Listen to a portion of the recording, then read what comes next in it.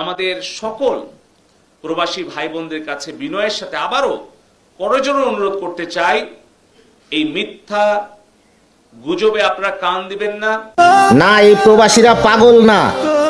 আর এই প্রবাসীরা পাগল হলে বাংলাদেশ এম্বাসি থেকে ভিসা দিত না। এই প্রবাসীরা 5টা দিন নেট থেকে বিচ্ছিন্ন ছিল। আপনি আমাদের রেমিটেন্সের কথা বলতেছেন, আমরা প্রবাসীরা আমরা দলমত নিয়ে কোনো কথা বলতেছি না।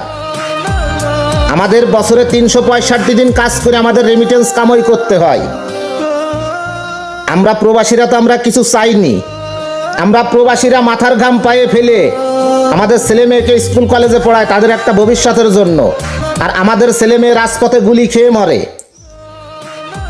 এগুলো তো কোনো প্রবাসীকে উস্কানি দিয়ে বলা লাগে নাই। আমরা তো নিজের চোখে দেখতেছি যে কি ঘটে গেল 15 তারিখ থেকে।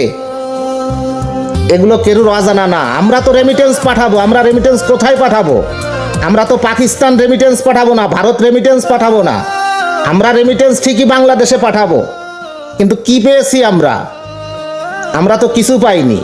আমাদের তো কোনো কোটা নেই। শুধু তো আপনাদের স্বার্থটাই দেখে গেলেন, আমাদের স্বার্থটা তো দেখলেন না। আপনি যে ভিডিওটা করেছেন, আপনার ভিডিওটা পুরো দুনিয়া দেখতেছে। আমাদের কেউ চক্রান্তে ফেলিনি।